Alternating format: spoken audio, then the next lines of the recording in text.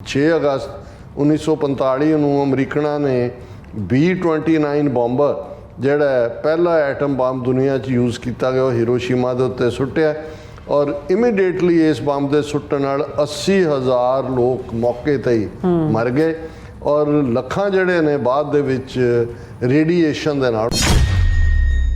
Second B-29 ਦੇ ਰਾਹੀਂ ਇੱਕ ਹੋਰ ਐਟਮ ਬੰਬ ਨਾਗਾਸਾਕੀ ਤੇ ਡ੍ਰੌਪ ਕੀਤਾ ਜਿਹਦੇ 'ਚ 40,000 ਲੋਕ ਮਰੇ। ਪਾਸਟ ਤਾਂ ਸਾਡੇ ਲਈ ਕਿਉਰੋਸਿਟੀ ਹੈ ਜਾਂ ਦੁੱਖ ਜਾਂ ਸੁੱਖ ਉਸ ਇਤਿਹਾਸ 'ਚੋਂ ਅਸੀਂ ਕੱਢ ਸਕਦੇ ਹਾਂ, ਕਿਸੇ 'ਚੋਂ ਪ੍ਰਾਈਡ ਲੈਂਦੇ ਹਾਂ, ਕਿਸੇ 'ਚੋਂ ਸ਼ਰਮਿੰਦਗੀ ਲੈਂਦੇ, ਪਰ ਜੋ ਕੁਝ ਸਾਡੇ ਸਾਹਮਣੇ ਹੈ ਉਹਨੂੰ ਤਾਂ ਅਸੀਂ ਜ਼ਰੂਰ ਦੇਖੀਏ ਕਿ ਭਾਈ ਅਸੀਂ ਕਿਸ ਪਾਸੇ ਨੂੰ ਸੰਸਾਰ ਨੂੰ ਧੱਕ ਰਹੇ ਹਾਂ ਔਰ ਕਿਵੇਂ ਉਹੀ ਪਾਵਰ ਕੰਟਰੋਲ ਉਹੀ ਤਾਕਤ ਦੇ ਥੱਲੇ ਦੁਨੀਆ ਕਿੰਨੀ ਅਨਸੇਫ ਹੈ ਅੱਜ।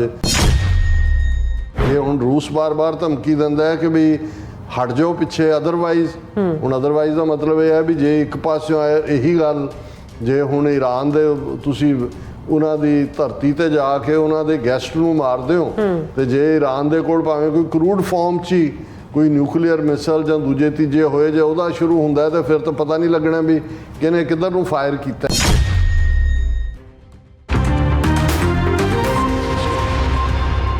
Viewers welcome back on program. So viewers ਗੱਲਬਾਤ ਕਰਨ ਜਾ ਰਹੇ ਹਾਂ ਕਿ 6 ਤੇ 9 ਅਗਸਤ ਉਹ ਦਿਨ ਹੈ ਜਦੋਂ ਕਿ ਸਾਲ 1945 ਵਿੱਚ ਅਮਰੀਕਾ ਨੇ ਹੀਰੋਸ਼ੀਮਾ ਅਤੇ ਨਾਗਾਸਾਕੀ ਤੇ ਐਟਮ ਬੰਬ ਜਿਹੜੇ ਸੁੱਟੇ ਸਨ, ਜਿਸ ਵਿੱਚ ਲੱਖਾਂ ਲੋਕ ਮਾਰੇ ਗਏ ਸਨ। ਦੁਨੀਆ ਦੇ ਗੰਭੀਰ ਤੇ ਸਿਆਣੇ ਲੋਕ ਚਿੰਤਤ ਹਨ ਕਿ ਯੂਕਰੇਨ, ਗਜ਼ਾ, ਈਰਾਨ ਆਦਿ ਵਿੱਚ ਫੈਲ ਰਹੀ ਜੰਗ ਤੀਸਰੇ ਵਰਲਡ ਵਾਰ ਨੂੰ ਸੱਦਾ ਦੇ ਸਕਦੀ ਹੈ। ਸੋ ਇਹ ਵਰਲਡ ਵਾਰ ਸ਼ਰਤੀਆ ਨਿਊਕਲੀਅਰ ਹੋਵੇਗੀ ਅਤੇ ਸੰਸਾਰ ਦਾ ਅੰਤ ਕਰ ਦੇਵੇਗੀ। ਸੋ ਇਸ ਬਾਰੇ ਆਪਾਂ ਗੱਲਬਾਤ ਕਰਨ ਜਾ ਰਹੇ ਹਾਂ। ਸੋ ਅਸੀਂ ਚਾਹਾਂਗੇ ਕਿ ਤੁਸੀਂ ਇਸੇ ਤਰ੍ਹਾਂ ਬਣੇ ਰਹਿਣਾ। ਦੇਖਣ ਸੁਣ ਲਈ ਐਨ ਲਿਖਣ ਲਈ ਤੁਹਾਡਾ ਸਭ ਦਾ ਬਹੁਤ ਬਹੁਤ ਧੰਨਵਾਦ ਜੀ। ਡਾਕਟਰ ਸਾਹਿਬ ਕੀ ਵਿਚਾਰਾਂ ਨੇ? ਦੇਖੋ, ਜਦੋਂ ਜਿਨ੍ਹਾਂ ਦਿਨਾਂ 'ਚੋਂ ਅਸੀਂ ਗੁਜ਼ਰ ਰਹੇ ਹਾਂ, ਜੇ ਅਸੀਂ ਇਤਿਹਾਸ ਦੇ ਝਰੋਖੇ 'ਚੋਂ ਦੇਖੀਏ ਤੇ 6 ਅਗਸਤ 1945 ਤੇ 9 ਅਗਸਤ 1945 ਬਿਲਕੁਲ ਇਹ ਉਹ ਦਿਨ ਨੇ ਜਦੋਂ ਕਿ ਦੁਨੀਆ ਦੇ ਲਗਭਗ 6000 ਸਾਲ ਦੇ ਇਨਸਾਨੀ ਇਤਿਹਾਸ ਦੇ ਵਿੱਚ ਸਭ ਤੋਂ ਮਾਰੂ ਹਥਿਆਰ ਐਟਮ ਬੰਬ ਉਸ ਦਾ ਇਸਤੇਮਾਲ ਕੀਤਾ ਗਿਆ ਸੀ। 6 ਅਗਸਤ ਨੂੰ ਜਾਪਾਨ ਦੇ ਸ਼ਹਿਰ ਹੀਰੋਸ਼ੀਮਾ ਨੂੰ ਨਿਸ਼ਾਨਾ ਬਣਾਇਆ ਗਿਆ ਔਰ 9 ਅਗਸਤ 1945 ਨੂੰ ਨਾਗਾਸਾਕੀ ਨੂੰ ਨਿਸ਼ਾਨਾ ਬਣਾਇਆ ਗਿਆ।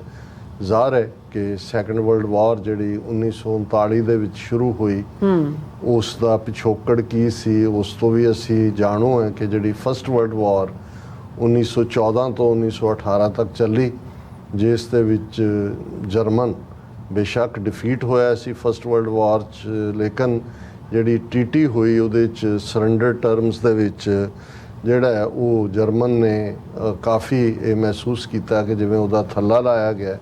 ਪੂਰੀ ਤਰ੍ਹਾਂ ਤਾਂ ਉਸ ਦਾ ਨਹੀਂ ਸੀ ਕੋਈ ਨਿਰਣਾ ਕੱਢਿਆ ਗਿਆ ਔਰ ਉਸੇ ਹੀ ਬਿਨਾਂ ਦੇ ਉੱਤੇ ਫਿਰ ਨਾਜ਼ੀ ਪਾਰਟੀ ਦਾ ਗਠਨ ਫੌਜ ਦੇ ਚੋਂ ਆਏ ਹਿਟਲਰ ਨੇ ਕੀਤਾ ਔਰ ਨਾਜ਼ੀਆਂ ਨੇ ਕਿਵੇਂ 1930 ਤੱਕ ਪਹੁੰਚਦੇ ਆ, ਕਿਉਂਕਿ ਸੋਸ਼ਲਿਸਟ ਡੈਮੋਕ੍ਰੈਟ ਦੇ ਤੌਰ ਦੇ ਉੱਤੇ ਜਰਮਨ ਦੇ ਵਿੱਚ ਇਲੈਕਸ਼ਨ ਪ੍ਰੋਸੈਸ ਸੀ, ਡੈਮੋਕ੍ਰੇਸੀ ਸੀ, ਵੋਟਾਂ ਰਾਹੀਂ ਨਾਜ਼ੀ ਪਾਰਟੀ ਨੇ ਪਾਵਰ ਹਥਿਆਈ 1930 ਤੱਕ ਪਹੁੰਚਦੇ ਆ ਔਰ ਫਿਰ ਅਸੀਂ ਵਾਕਿਫ ਹੈ ਕਿ ਕਿਵੇਂ ਉਹਨਾਂ ਨੇ ਜਿਹੜਾ ਮੈਜੋਰੀਟੇਰੀਅਨਿਜ਼ਮ ਹੈ ਇੱਕ ਫੀਅਰ ਪੈਦਾ ਕੀਤਾ ਲੋਕਾਂ 'ਚ, ਹਿਸਟਰੀ ਨੂੰ ਜਿਹੜਾ ਰੀਇੰਟਰਪ੍ਰੇਟ ਕੀਤਾ ਕਿ ਜੀ ਇਹ ਜਿਹੜੀ ਫਸਟ ਵਰਲਡ ਵਾਰ 'ਚ ਤੁਹਾਡੀ ਡਿਫੀਟ ਹੈ ਉਹਦੇ ਲਈ ਯਹੂਦੀ ਜ਼ਿੰਮੇਵਾਰ ਨੇ, ਦੂਸਰੇ ਲੋਕ ਜ਼ਿੰਮੇਵਾਰ ਨੇ, ਯੂਰਪ 'ਚ ਕੀ ਹੋਇਆ ਕੀ ਨਹੀਂ, ਉਹਦੇ ਲਈ ਉਹਨਾਂ ਨੇ ਐਜੂਕੇਸ਼ਨ ਸਿਸਟਮ, ਪ੍ਰੋਪੇਗੈਂਡਾ, ਜਿਵੇਂ ਅੱਜ ਵੀ ਜਿਹੜਾ ਸਭ ਤੋਂ ਵੱਡਾ ਝੂਠ ਹੋਇਆ ਉਹਨੂੰ ਗੋਬਲੀਅਨ ਲਾਈਜ਼ ਕਹਿੰਦੇ ਨੇ, ਕਿਉਂਕਿ ਗੋਇਬਲਸ ਹਿਟਲਰ ਦਾ ਪ੍ਰੋਪੇਗੈਂਡਾ ਮਿਨਿਸਟਰ ਸੀ, ਉਹ ਪੂਰਾ ਇੱਕ ਬਿਰਤਾਂਤ।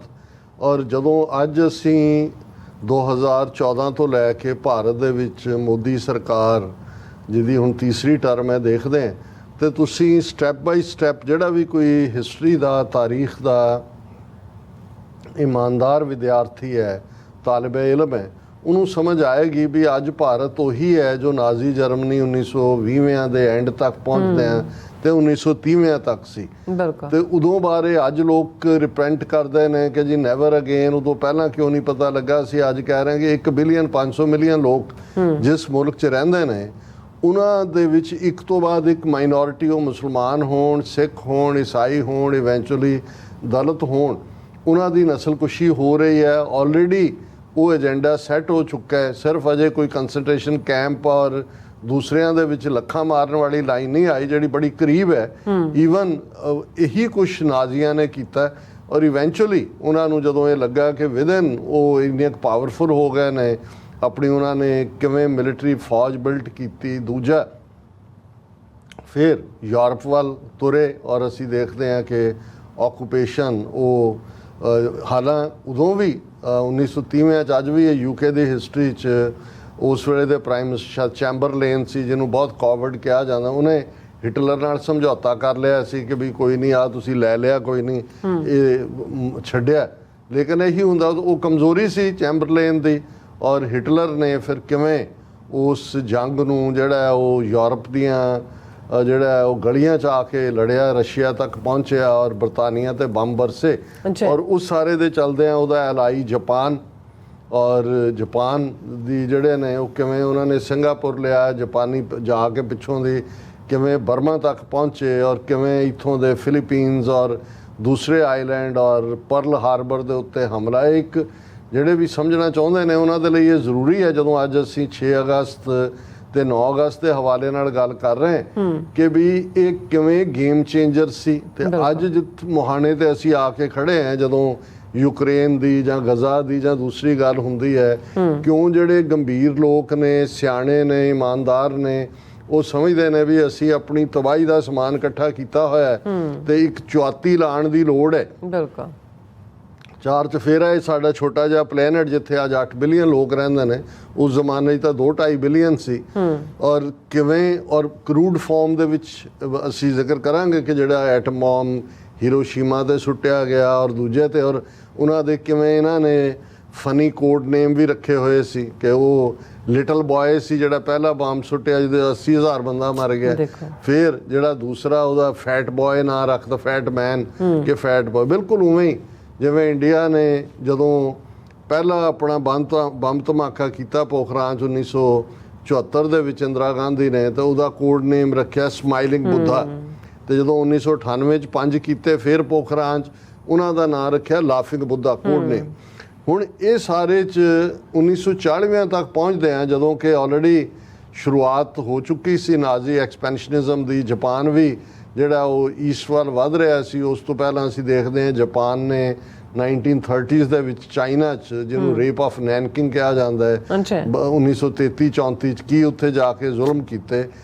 ਕੋਰੀਆ 'ਚ ਕੀ ਕੀਤਾ, ਉਹ ਇੱਕ ਵੱਖਰੀ ਕਹਾਣੀ ਹੈ। ਪਰ ਅੱਜ ਅਸੀਂ ਕਿਉਂਕਿ ਜਿਸ ਮੁਹਾਣੇ 'ਤੇ ਅਸੀਂ ਅੱਜ ਖੜ੍ਹੇ, ਉਹ ਜੇ ਹਾਲਾਤ ਬਣਦੇ ਜਾਂਦੇ ਨੇ ਔਰ ਜਿਹੜੇ ਲੋਕ ਇਹ ਫੀਅਰ ਜਤਾਉਂਦੇ ਨੇ ਕਿ ਵੀ ਇਹ ਸਾਰਾ ਕੁਝ ਜੋ ਚੱਲ ਰਿਹਾ ਹੈ ਇਹ ਨਿਊਕਲੀਅਰ 'ਚ ਨਾ ਐਂਡ ਹੋਏ, ਉਹਨਾਂ ਦਾ ਧਿਆਨ ਉਸ। ਔਰ ਉਦੋਂ ਵੀ ਨਾਜ਼ੀ ਵੀ ਡਿਵੈਲਪ ਕਰ ਰਹੇ ਸੀ ਕਿ ਵੀ ਕੋਈ ਹਥਿਆਰ ਐਟਮ ਲਾਈਨ ਦੇ ਉੱਤੇ ਡਿਵੈਲਪ ਹੋਏ।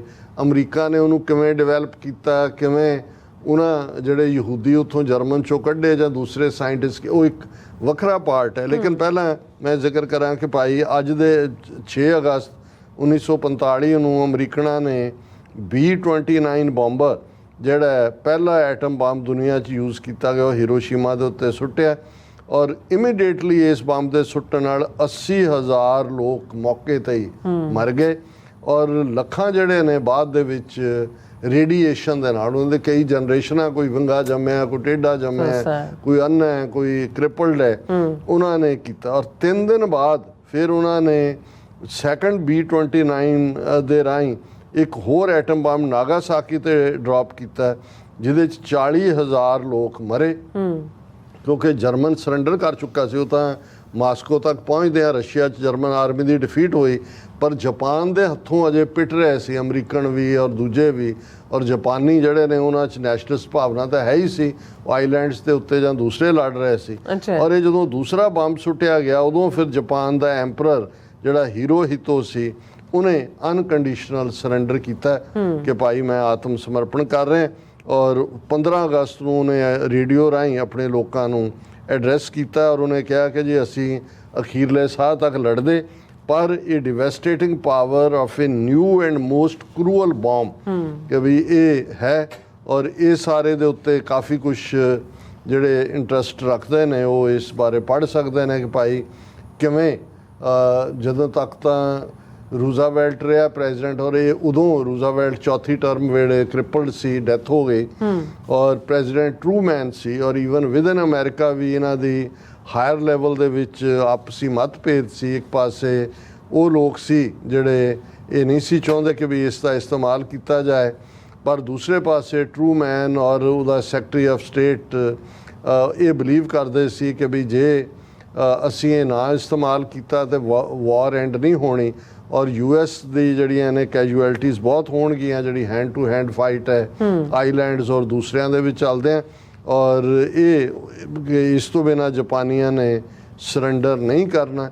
ਔਰ ਇਸ ਦੇ ਉੱਤੇ ਬੜੀ ਡਿਬੇਟ ਹੁੰਦੀ ਹੈ ਕਿ ਵੀ ਕੀ ਹੈ, ਔਰ ਜਿਵੇਂ ਅਸੀਂ ਕਿਹਾ ਵੀ ਇਹ ਬੜੇ ਪਾਵਰਫੁਲ ਬੰਬ ਸੀ, ਜਿਹੜੇ ਮੋਰ ਦੈਨ 9000 ਪਾਊਂਡ ਯੂਰੇਨੀਅਮ ਜਿਹੜਾ ਹੈ ਇਹ ਇਸ ਦੇ ਵਿੱਚ ਇਸਤੇਮਾਲ ਹੋਇਆ, ਔਰ ਬਹੁਤ ਸਾਰੀ ਦੀ ਹੋਰ ਡੀਟੇਲ ਹੈ ਕਿ ਭਾਈ ਕਿੰਨੀ ਕੈਪੈਸਿਟੀ ਦਾ ਸੀ ਜਿਹੜਾ B-29 ਜਿਸ ਨੂੰ ਲੈ ਕੇ ਗਿਆ, ਔਰ ਇਹ ਜਿਹੜਾ 22 ਕਿਲੋ ਟਨ ਦਾ ਬਲਾਸਟ ਜਿਹੜਾ ਹੈ ਇਹਨਾਂ ਨੇ ਕੀਤਾ। ਇਹ ਹੀਰੋਸ਼ੀਮਾ ਨਾਲੋਂ ਵੀ ਜ਼ਿਆਦਾ ਪਾਵਰਫੁਲ ਸੀ। ਨਾਗਾਸਾਕੀ ਵਾਲਾ 10,000 ਪਾਉਂਡ ਦਾ ਉਹਦਾ ਭਾਰ ਸੀ, ਔਰ ਇਹ 22 ਕਿਲੋ ਟਨ ਜਿਹੜਾ ਉਸ ਦਾ ਪਾਰਟ ਸੀ। ਔਰ ਟੋਪੋਗ੍ਰਾਫੀ ਜਿਹੜੀ ਨਾਗਾਸਾਕੀ ਦੀ ਹੈ ਉਹ ਨੈਰੋ ਵੈਲੀਜ਼ ਨੇ, ਉਹਦੇ 'ਚ ਪਹਾੜ ਨੇ ਔਰ ਦੂਸਰੇ ਨੇ, ਔਰ ਇਸ ਲਈ ਜਿਹੜਾ ਥੋੜ੍ਹਾ ਜਿਹਾ ਬਚਾਅ ਹੋਇਆ, ਲੇਕਿਨ ਫਿਰ ਵੀ 2.5 ਸਕੁਅਰ ਮਾਈਲ ਦੇ ਏਰੀਏ ਤੱਕ ਇਹ ਸਾਰਾ ਹੋਇਆ। ਔਰ ਉਸ ਤੋਂ ਬਾਅਦ ਐਂਪਰਰ ਹਿਰੋਹਿਤੋ ਨੇ ਸਰੈਂਡਰ ਦੀ ਗੱਲ ਕੀਤੀ, ਔਰ ਵਿਕਟਰੀ ਡੇ ਦੇ ਤੌਰ 'ਤੇ ਉਹ ਇਹ ਖਬਰ ਚਾਰ ਪਾਸੇ ਫੈਲੀ, ਯੂਨਾਈਟਿਡ ਸਟੇਟਸ ਔਰ ਬਾਕੀਆਂ ਨੇ ਇਹਨੂੰ ਵਿਕਟਰੀ ਡੇ ਦੇ ਤੌਰ 'ਤੇ ਮਨਾਇਆ, ਔਰ ਇਸ ਦੇ ਉੱਤੇ ਫਿਰ ਬਾਕੀ ਡੀਟੇਲਸ ਨੇ। ਪਰ ਸਾਡਾ ਇੱਕ ਤਾਂ ਪਾਰਟ ਆਫ ਦਾ ਹਿਸਟਰੀ ਹੈ, ਔਰ ਈਵਨ ਦੁਨੀਆ ਦੀਆਂ ਬਹੁਤ ਸਾਰੀਆਂ ਪਾਰਲੀਮੈਂਟ 'ਚ ਲੋਕਾਂ ਨੇ ਖਲੋ ਕੇ ਉਹਨਾਂ ਲੱਖਾਂ ਲੋਕਾਂ ਨੂੰ ਜਿਹੜੇ ਮਾਰੇ ਗਏ ਯਾਦ ਕੀਤਾ। ਪਰ ਅਸੀਂ ਸਮਝਦੇ ਹਾਂ ਕਿ ਵੀ ਜਿਹੜੇ ਲੋਕ ਇਹ ਅਕਸਰ ਕਹਿੰਦੇ ਨੇ ਕਿ ਜੀ ਇਤਿਹਾਸ ਆਪਣੇ ਆਪ ਨੂੰ ਦੁਹਰਾਉਂਦਾ ਹੈ, ਤਾਰੀਖ ਦੁਹਰਾਉਂਦੀ, ਜਾਂ ਅੰਗਰੇਜ਼ੀ 'ਚ ਕਹਿੰਦੇ ਨੇ ਹਿਸਟਰੀ ਰਿਪੀਟਸ ਇਟਸੈਲਫ।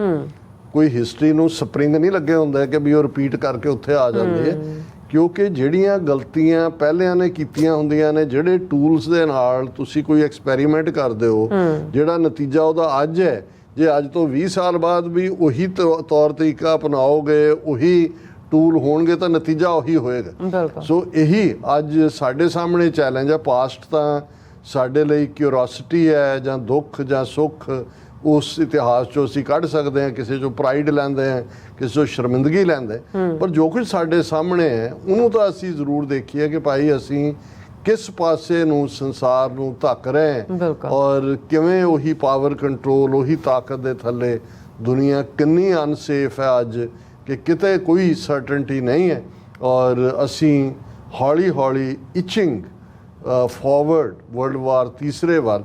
ਔਰ ਇਸ ਵਾਰ ਕਿਤੇ ਵੀ ਜੇ ਹੁਣ ਰੂਸ ਬਾਰ-ਬਾਰ ਧਮਕੀ ਦਿੰਦਾ ਹੈ ਕਿ ਵੀ ਹਟ ਜਾਓ ਪਿੱਛੇ, ਅਦਰਵਾਈਜ਼ ਹੁਣ ਅਦਰਵਾਈਜ਼ ਦਾ ਮਤਲਬ ਇਹ ਹੈ ਵੀ ਜੇ ਇੱਕ ਪਾਸਿਓਂ ਇਹੀ ਗੱਲ, ਜੇ ਹੁਣ ਈਰਾਨ ਦੇ ਤੁਸੀਂ ਉਹਨਾਂ ਦੀ ਧਰਤੀ ਤੇ ਜਾ ਕੇ ਉਹਨਾਂ ਦੇ ਗੈਸਟ ਨੂੰ ਮਾਰਦੇ ਹੋ, ਤੇ ਜੇ ਈਰਾਨ ਦੇ ਕੋਲ ਭਾਵੇਂ ਕੋਈ ਕਰੂਡ ਫਾਰਮ 'ਚ ਹੀ ਕੋਈ ਨਿਊਕਲੀਅਰ ਮਿਸਾਈਲ ਜਾਂ ਦੂਜੇ ਤੀਜੇ ਹੋਏ, ਜੇ ਉਹਦਾ ਸ਼ੁਰੂ ਹੁੰਦਾ ਤਾਂ ਫਿਰ ਤਾਂ ਪਤਾ ਨਹੀਂ ਲੱਗਣਾ ਵੀ ਕਿਹਨੇ ਕਿੱਧਰ ਨੂੰ ਫਾਇਰ ਕੀਤਾ।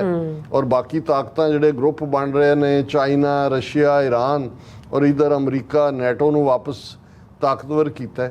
ਸੋ ਅਸੀਂ ਅਗੇਨ ਕੁਛ ਵੀ ਇਤਿਹਾਸ ਤੋਂ ਸਿੱਖਿਆ ਨਹੀਂ ਹੈ, ਔਰ ਉਹੀ ਇਨਸਾਨੀ ਗਰੀਡ, ਇਨਸਾਨੀ ਜਿਹੜੀ ਭਾਵਨਾ ਸਿਕੰਦਰ 'ਚ ਸੀ। ਸਿਕੰਦਰ ਦੇ ਕੋਲ ਤਾਂ ਚਲੋ ਤਲਵਾਰ, ਤੀਰ ਜਾਂ ਉਹਨਾਂ ਦੇ ਨੇਜੇ ਲੰਬੇ ਸੀ, ਉਹਦੇ ਨਾਲ ਉਹਨਾਂ ਨੇ ਵੱਧ ਕਿੰਨੇ ਕੁ ਮਾਰ ਲਏ ਹੋਣਗੇ, ਪਰ ਅਸੀਂ ਤਾਂ ਹੁਣ ਉਸ ਨਿਊਕਲੀਅਰ ਬਾਰੂਦ ਦੇ ਉੱਤੇ ਬੈਠੇ ਹਾਂ ਜਿੱਥੇ ਇੱਕ ਚੁਆਤੀ ਲੱਗਣ ਦੀ ਦੇਰ ਹੈ, ਤੇ ਫਿਰ ਜਿਹੜਾ ਹੈ ਉਹ ਉੱਡ ਗਏ ਪਤਾ ਨਹੀਂ ਜੀ। ਡਾਕਟਰ ਸਾਹਿਬ ਤੁਹਾਡਾ ਬਹੁਤ ਬਹੁਤ ਸ਼ੁਕਰੀਆ। ਸੋ ਥਲੇ ਬ੍ਰੇਕ ਵਿਊਅਰਸ, ਇਸ ਤਰ੍ਹਾਂ ਇਸੇ ਤਰ੍ਹਾਂ ਬਣੇ ਰਹਿਣਾ। ਮਿਲਦੇ ਹਾਂ ਆਫਟਰ ਦਿਸ ਸ਼ਾਰਟ ਬ੍ਰੇਕ।